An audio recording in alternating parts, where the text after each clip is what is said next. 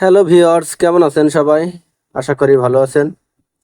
Viewers, আজ আপনাদেরকে নিয়ে এলাম আমার সেই 12 মাসি পিঙ্ক কাঁঠালগুলা দেখানোর জন্য। যে কাঁঠালগুলার আপডেট আমি এর আগেও আপনাদেরকে দিয়েছিলাম।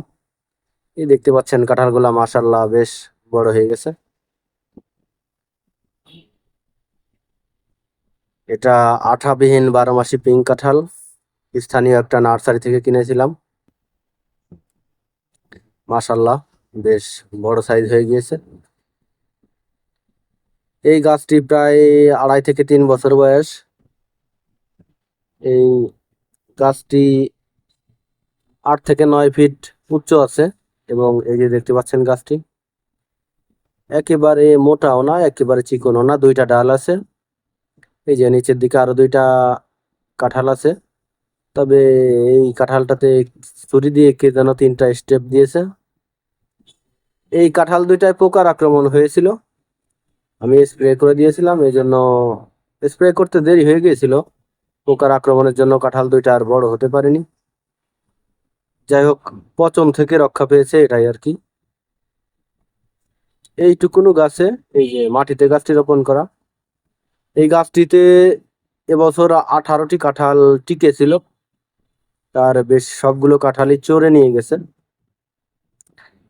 এর আগের আপডেটে আমি আপনাদেরকে বলেছিলাম যে এই যে দেখতে পাচ্ছেন যে কাঁঠালের বোঠা পচার যে দাগগুলা, এই সবগুলো ডালেই কাঁঠাল ছিল। এখানে 3-4টা এক এক থোকায় যে কাঁঠাল। তো এই যে এখানেও ছিল, এখানেও ছিল, মানে একদম মাটির সাথে মিশে যে থোকাগুলো এসেছিল সেগুলাও এক এক থোকায় 3-4টা করে কাঁঠাল ছিল। তো সর্বমোট 18টি কাঁঠাল ছিল এই গাছে। তো এখন আর চুরি হতে হতে এখন আর মাত্র 3টা কাঁঠাল বাকি আছে। দেখা যাক এই 3টা কাঁঠাল টিকে কিনা।